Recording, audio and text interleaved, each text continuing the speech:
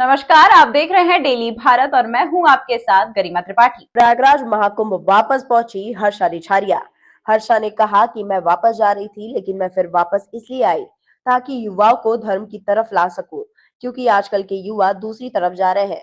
उनको धर्म के बारे में कोई ज्ञान नहीं।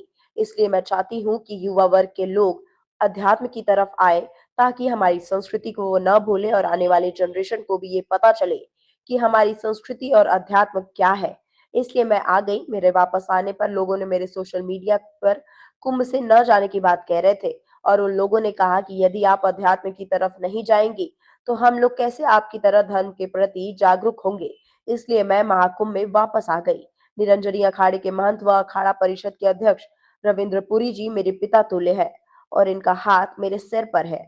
मुझे किसी और की कोई जरूरत नहीं, क्योंकि महाराज जी का हाथ मेरे सर पर है। अब हमें किसी चीज की कोई कमी नहीं है। महाराज जी की मैं बेटी की तरह हूँ। मैं यहाँ धर्म को जानने के लिए आई हूँ, धर्म की तरफ रुख करने के लिए आई हूँ, युवाओं को धर्म के प्रति जागरूक करने के लिए आई हूँ। मैं अपने घर में ही आई हूँ।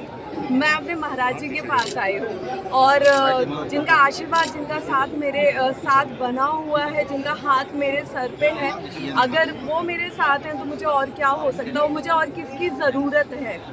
एक पिता का अगर साथ मिल गया बेटी को, तो उसको और किसकी ज़रूरत है। तो मैं यहाँ पे धर्म को, जैसा कि मैंने पहले भी बोला था, मैं धर्म को जानने के लिए आई हूँ, मैं धर्म से जुड़ने के लिए आई हूँ, समाज में जागरूकता फैलाने के लिए आई हूँ और युवाओं को धर्म की तरफ रुख करने आई हूँ। तो मैं उम्मीद करती हूँ कि महाराज जी का जब आशीर्वाद है मेरे सर पे, तो मैं अपनी धर्म की तरफ लोगों को ला पाऊँगी। आप तो कुंभ छोड़ के जा रही थी?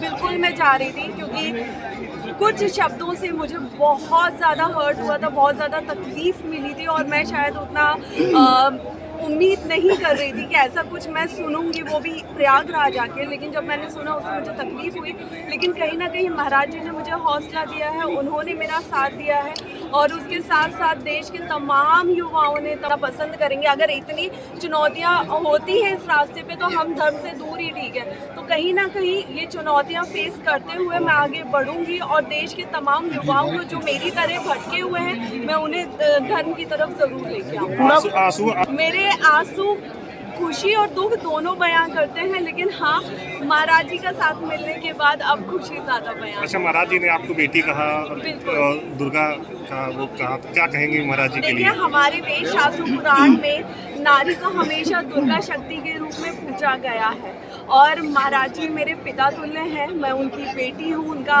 हाथ मेरे सर पे है। तो अब मुझे नहीं लगता कि मुझे कोई भी झुका सकता है या तोड़